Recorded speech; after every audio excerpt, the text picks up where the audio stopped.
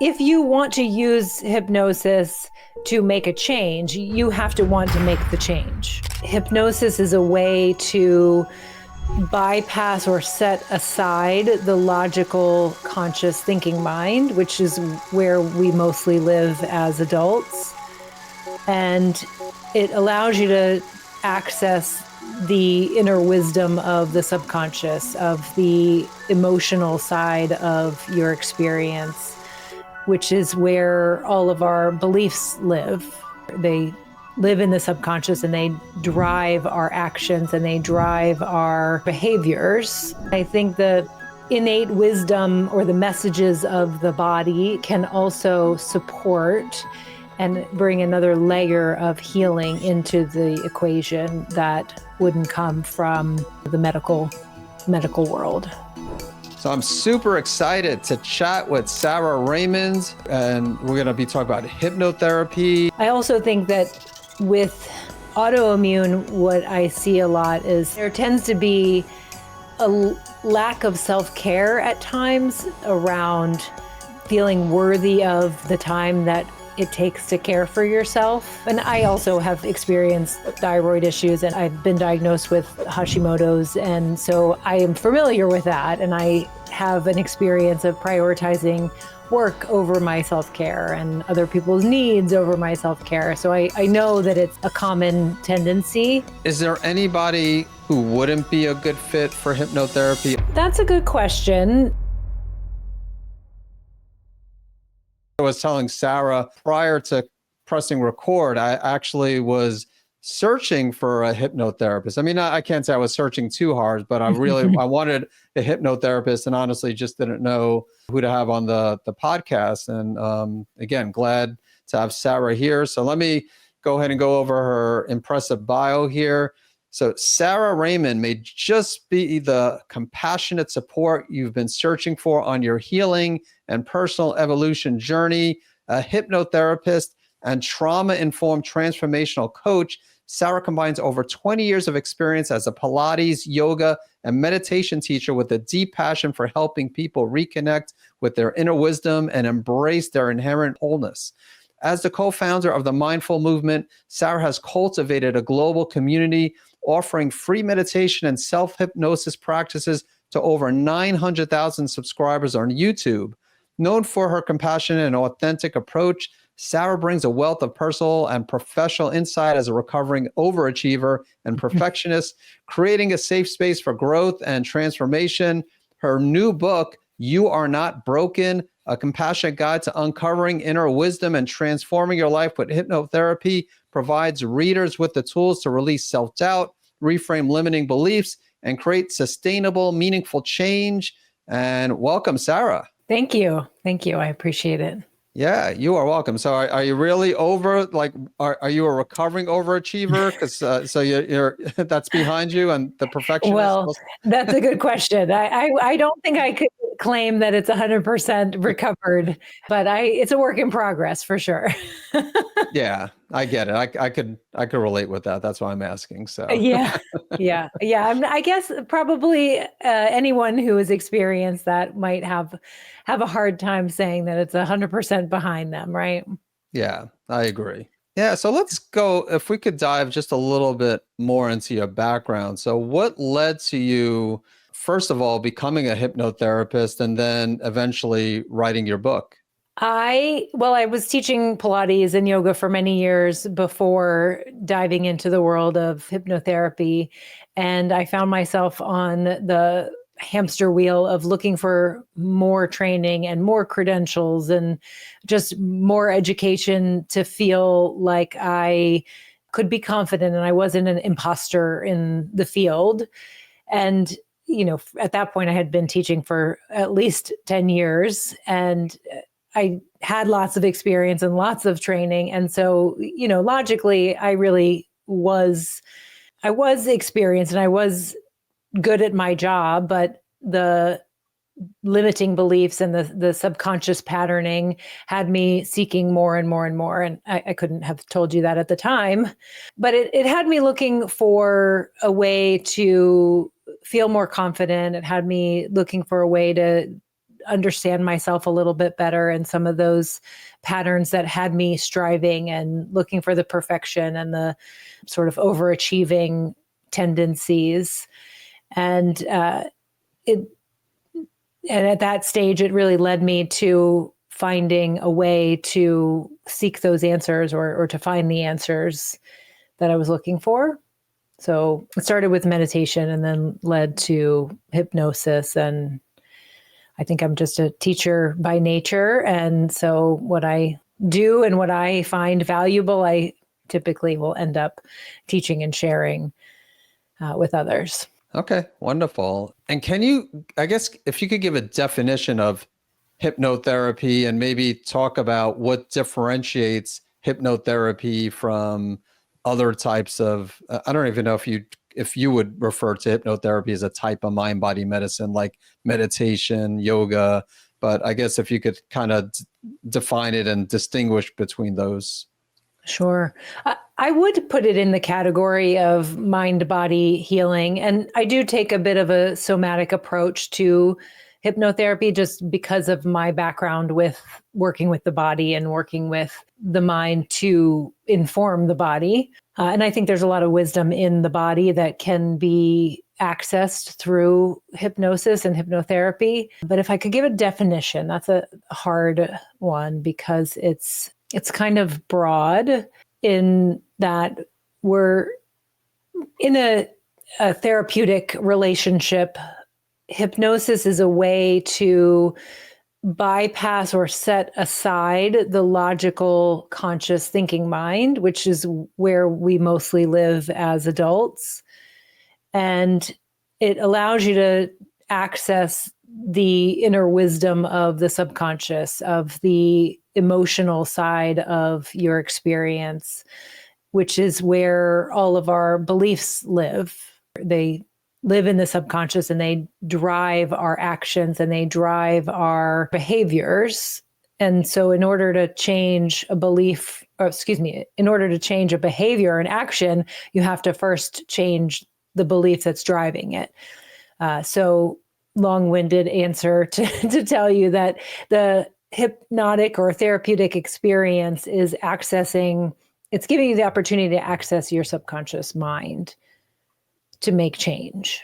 Okay. I assume what hypnotherapy, the person kind of has to be a willing participant. You can't like really hypnotize someone if they're not willing to be hypnotized. Well, yes, and no. Yes, in that if you want to use hypnosis to make a change, you have to want to make the change. Okay. Yeah. Right. Like I couldn't send my husband to a hypnotherapist to say, load the dishwasher differently because he doesn't want to do that.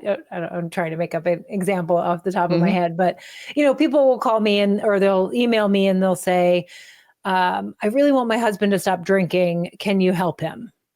And the answer is no. If he doesn't want to change, then this won't work. But the reason I was saying that you can be hypnotized without wanting to is that like when you're watching a show that has an emotional quality to it, essentially that's a form of a hypnotic state. Or when you're driving home from work in a very familiar route and you get home and you say, oh, I don't remember making those last 3 turns. Right. That's essentially, you're still aware and you're still safely driving your car, but you're in a different brainwave state than a highly alert brainwave state.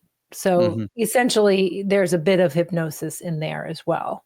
All right. I think that makes sense. And that's a good point to bring up, like the alcohol. You got to be willing, want to be motivated to give up the alcohol. And same thing with smoking. Like I heard hypnosis can help with smokers, but if they don't want to quit smoking, then and it's not going to help. And with those in particular, it can be a little tricky because we may say we want to because that's what we think we should do. But if underneath the surface you really don't want to, then it still will be really challenging to use hypnosis as a tool to quit smoking or drinking in that case.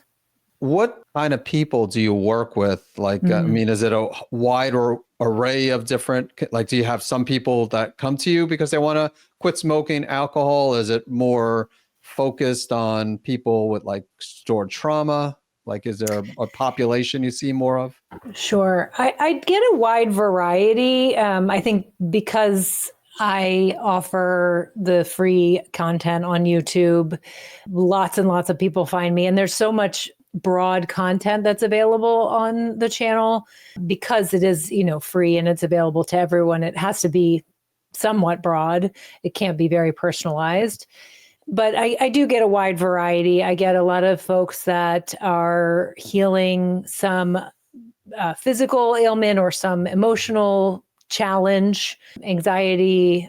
I get a lot of that. And I think that if I do get people that are wanting to quit drinking or quit smoking, it's usually associated with something deeper.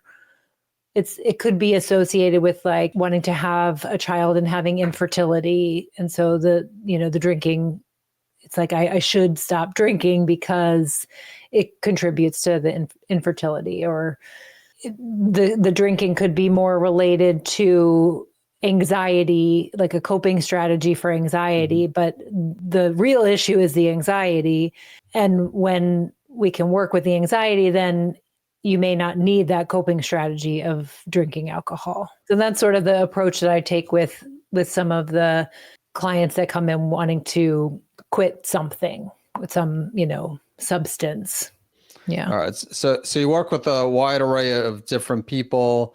Do you have like a favorite type of client, like where it's like this person comes in, and obviously everybody's different, but still like, this category of person comes in and it's like, yeah, I feel really good about being able to help you compared to maybe other types of people will be more or other categories of health conditions might be a little bit more challenging? I feel like I'm being asked to pick my favorite child.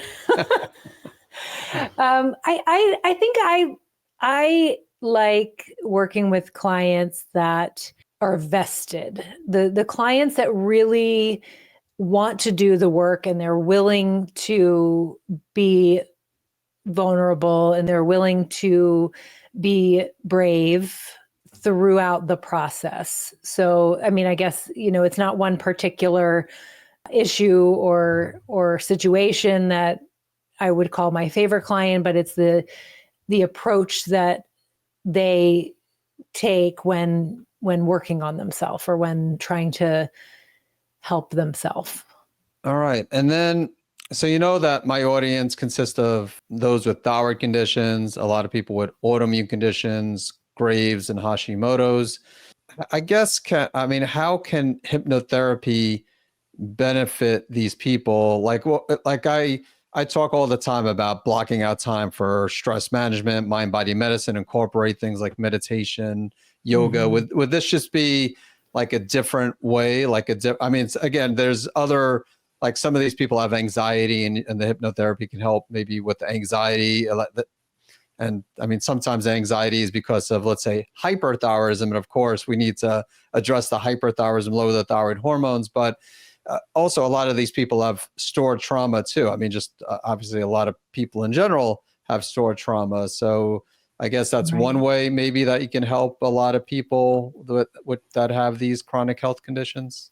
Absolutely. I think the approach it has a lot of layers to the benefits. So when I work with clients individually, they all receive a personalized recording. So it's very specific to their needs, their desires, the beliefs that they want to be embodying, the feelings and the qualities.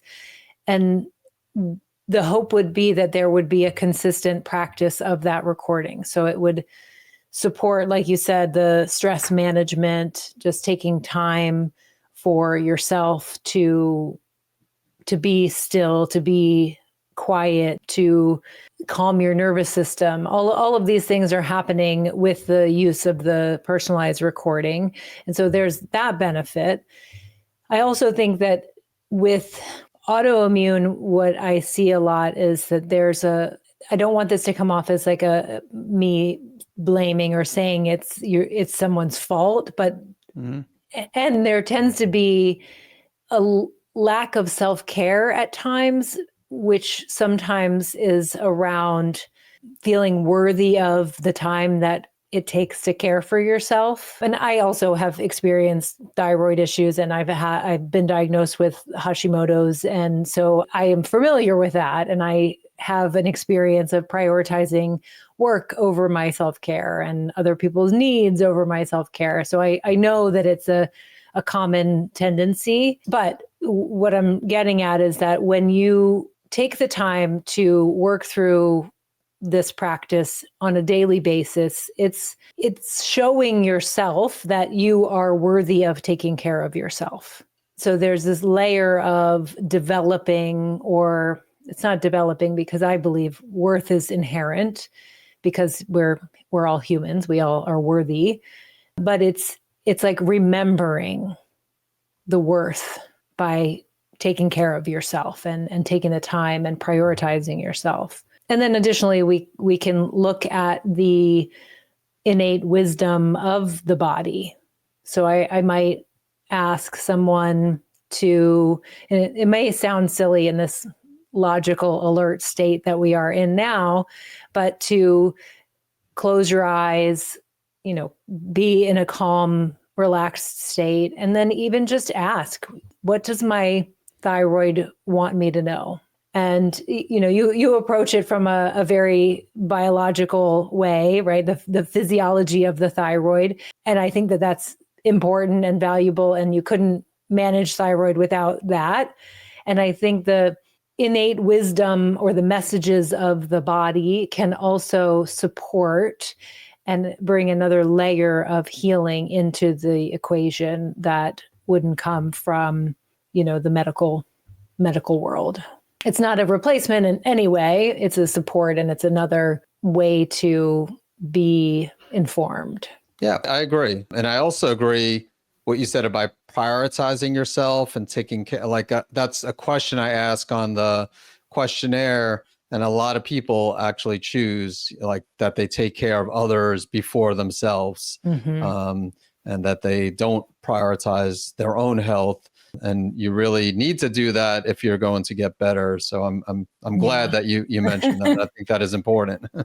Yeah, absolutely. Absolutely. And so it sounds like you said you make a personalized recording for everyone. And then obviously you have all the YouTube videos. But I guess when someone works one-on-one with you, it's different because they get that personalized recording rather than just like the general videos, which could also, I mean, that could be helpful as well. But is this something where then they could work one-on-one with you remotely, or is it better for them to work with you in person? Well, right now I'm only working with clients remotely. There's pros and cons, but I think one of the biggest pros is that safety is so important, and the feeling of safety is important to allow this process to work its magic or unfold in an effective way. And when you can be in your own home, or you can be in a safe place, and I can be, on the other side of the screen, I think that there's more value in that, or it can be very valuable. I wouldn't say more value, but it can be very valuable to have that feeling of safety to allow you to go deeper, perhaps, and understand or uncover more. Whereas if, you had to come into my space and you've never been there before, and maybe there are noises you don't recognize, or the chair's not comfortable, or whatever it is, it can make things a little bit more challenging for you. But then you have your own space, you can feel safe and really go a little deeper into what's below the surface. Yeah, no, that makes sense. And Yeah. then obviously by also working remotely, you can help people from all over, not only the country, but the world as well, which I'm sure you do. And that's a great feeling. Fascinating to, sit in my home in Maryland and meet with someone in Spain or England or wherever they are, it's pretty interesting.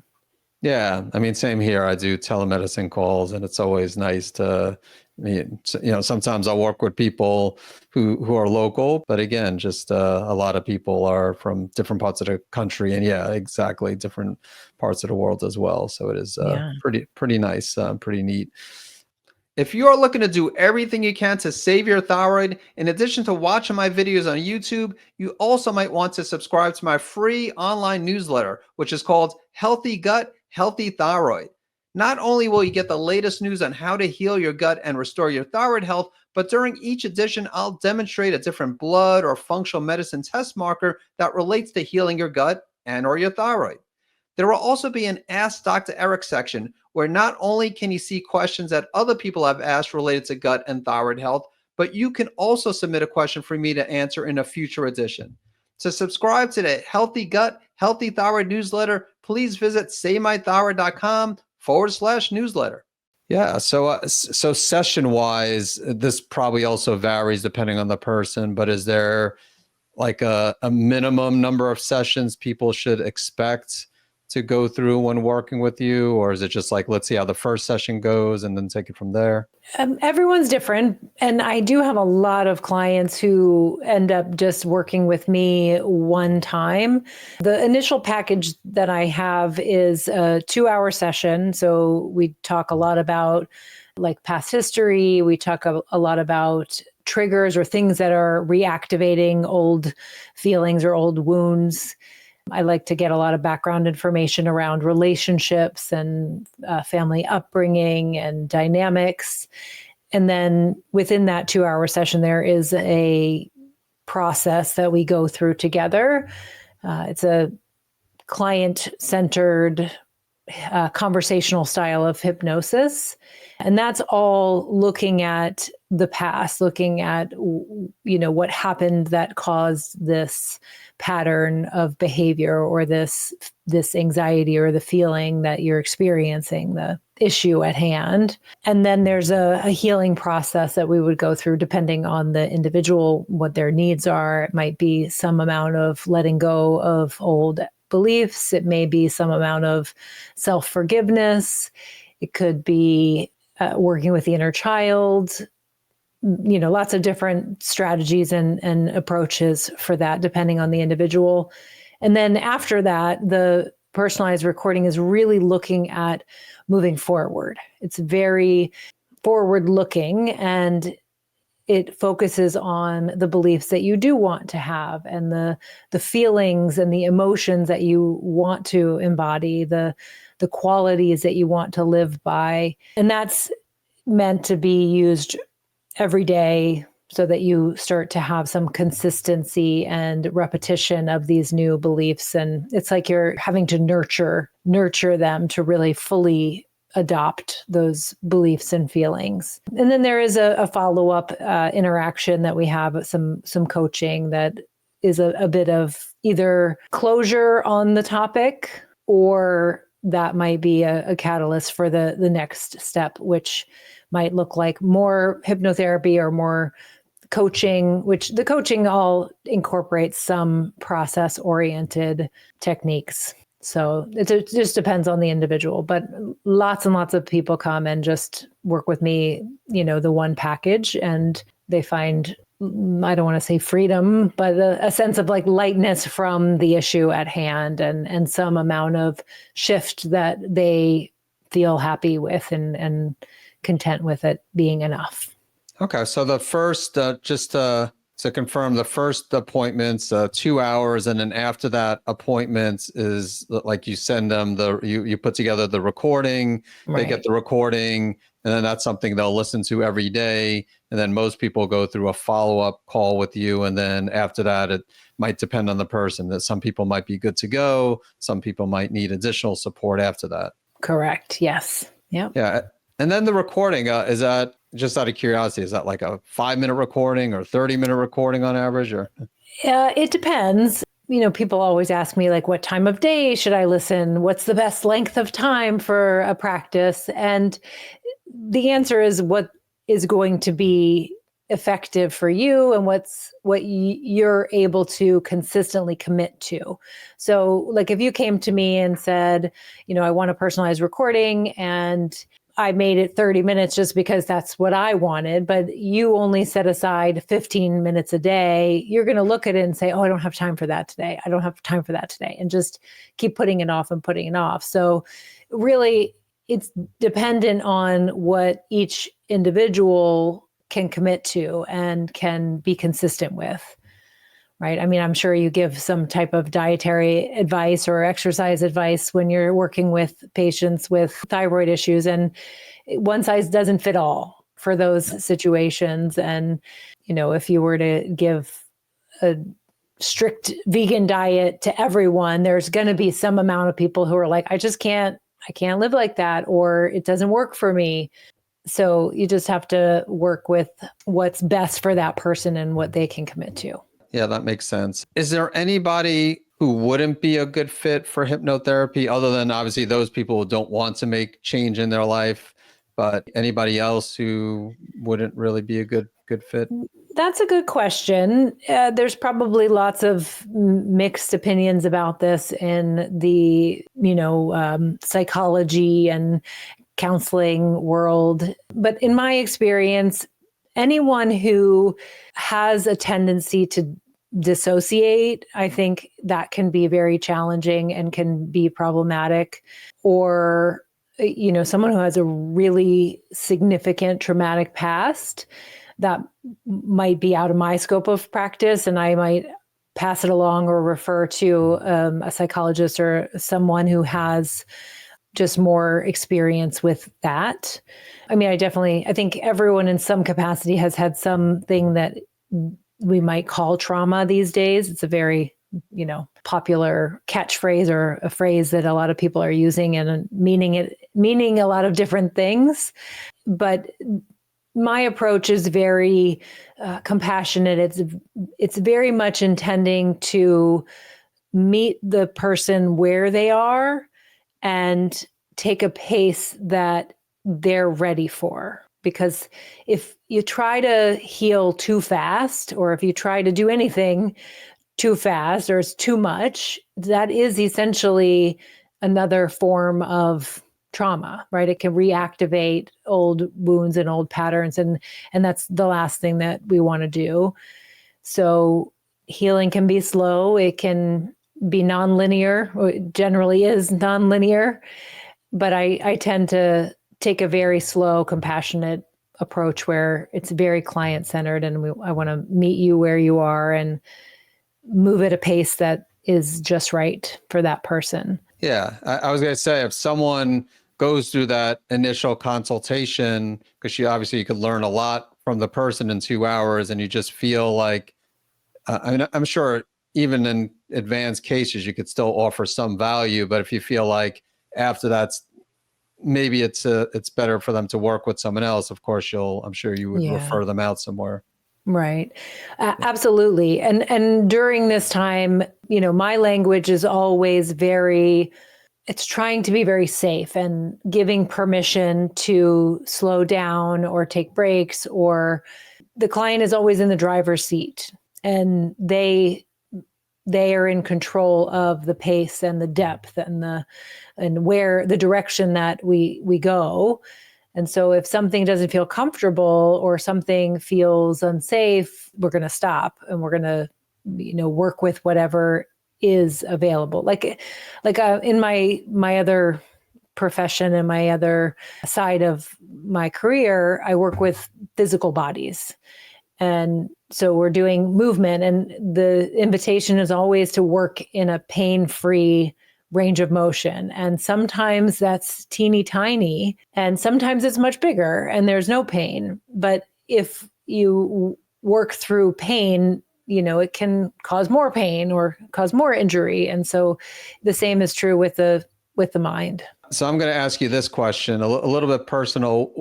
Sure. So you're a yoga instructor, meditation instructor, again, hypnotherapist. Mm-hmm. How much time do you personally spend, like, what do you say, like weekly or daily, like on stress management? Or again, maybe not as much because, again, of your background and you don't feel like you need to, but I'm just curious if that's the case. Maybe you only spend a small amount of time, or maybe because you focus on that, maybe you spend more than the average person. It definitely fluctuates. It is a fluid amount of time, I would say. Sometimes if there's more stress in my life, I might need to pull back from work a little bit or spend more time on my self-care and stress management. And over the years, I guess all of the practice that has been done is building capacity for me. And it's building the ability to recognize when I am, in a state of stress or feeling overwhelmed, or I've taken on too many things, which is definitely a habit of mine, is to say yes to too many things. Same here. Yes, I would say probably most podcast hosts that are doing it as a side gig have that tendency. Well, as part of your career, not a side gig, but yeah, I think that the practice of building awareness of my own nervous system responses and my own stress responses are, that's really important, because years ago, I don't think I would have recognized that I was feeling stressed or I was going in the direction of being stressed before it was like, oh no, this is too much, right? So I think I can see that happening sooner, and I can take steps to manage that. So to answer your question, I don't have a specific amount of time. I like to do a lot of movement. I like to make the things that I really enjoy practices of mindfulness. Like I spend a lot of time in the garden, or I have a lot of plants. Obviously, I have a lot of plants, and it's a very calming practice to take care of them and to just be with that experience. So some of that is my self-care. Oh, that makes a lot of sense. It really varies depending. I mean, if you're under more stress, it would make sense that you do more from a stress management perspective. But it sounds like you're always doing things. Again, taking care of plants, also very calming. I can imagine. Again, I can't say I take care of plants on a regular basis, but well, what do you do for stress management? What's your go-to? Yeah, good question. I mean, for stress you're probably familiar with heart math. Yep. I mean, yeah. So I mean, I like to do deep breathing. I do sauna and do deep breathing in a sauna. But then also I use the inner balance from heart math for stress management. Can't say I do yoga. Just haven't really tried it. As far as I tried Pilates actually. I've done Pilates years ago, but yeah, it's mainly like breathing, deep breathing, meditation, and then, like I said, heart math. I've used like apps in the past, like Headspace. I'm sure you're familiar with, but I can't say I do that these days. So again, I find that everybody's different. I mean, some people, but most of my patients don't use heart math. They just do something like they might do meditation, they might do yoga. Some might do Tai Chi. So really depends on the person. And yeah, a lot of people just do things like you mentioned. I mean, they incorporate prayer and walking and other things that are very calming, which is great. So, and I try to do that too, of course, like get out in nature, probably need to do more than that. But and I think just being able to recognize what the needs are in that capacity, right? Sometimes the self-care is more calming and trying to bring the nervous system into the calm state. And other times, some people will kind of get stuck in that calm state, and it's sort of more of a freeze response. And they may need something more high intensity in terms of the movement. It might need to be like more vigorous, or even maybe some amount of catharsis, where it's like kickboxing or, jumping on a trampoline or, lots of different needs. So being able to recognize what that is part of the self-care process. I think that's important.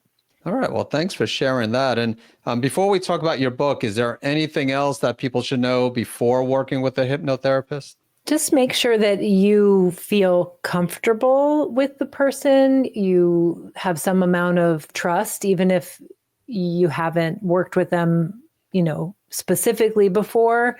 If there's some way to build rapport or build trust, that would be important, I think, to go into the experience feeling safe and ask as many questions as you need to make sure that you can feel safe and trust that person has the capacity to hold space for you and what you're going through. All right. Wonderful. Well, Sara, definitely want you to take a couple of minutes to talk about your book and what people can expect when reading it. The book, the title really, I think, is the premise of the book is You're Not Broken. And the underlying message is one of compassion and acceptance. Not to say that whatever you're going through will always be, not that type of like, I'm just going to accept, give up. It's more, this is the reality. Let go of the judgment of the reality. And with that release of the judgment, the release of the feeling broken is where the healing can take place. Again, it's not to say that you have to feel broken or you have to have some like judgment of your experience in order to take action to do something. You can do that from a place of acceptance and a place of compassion. And the healing will be more effective that way. Okay, wonderful. Yeah. And people could, is Amazon the best place to get that, or just go on your website? Or Amazon is a great place. Any bookstore, you can go to barnesandnoble.com. A lot of independent bookstores carry them. Sometimes they charge a little more just because they have, higher overhead and so forth. But really, yeah, anywhere you buy books, you can usually order it. Okay, wonderful. And what are some other ways that people could find you? If you could talk briefly about, you have a YouTube channel, as we mentioned early on, and the podcast that your husband, that I was a guest on recently. Yeah. I mean, I think that the YouTube channel is a really good starting place because it will give you an opportunity to get to know me, even though it's not, we're not meeting face to face, but as a practitioner or a listener of the videos that I offer, you can start to see my style and my energy really even can come through these recordings. So like I said, it's really important to build trust with the person that you're working with. And this can be a stepping stone to that.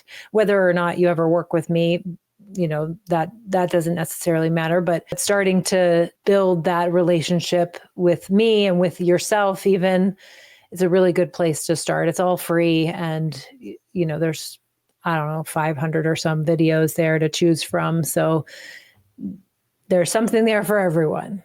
All right. Sounds great. We'll make sure to include links to everything in the podcast. Can they also find you, like follow you on social media? Or I mean, most of the content is on YouTube. I am on Instagram and Facebook. It's just maybe not the most engaging place where I spend time.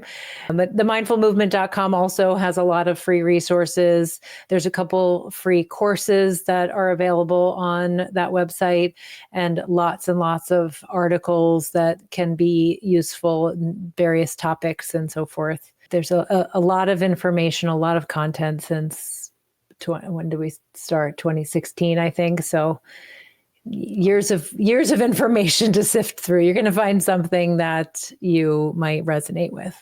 All right. Wonderful. Well, definitely check out Sara's book, visit the YouTube channel, also the website, the mindfulnessmovement.com, you said?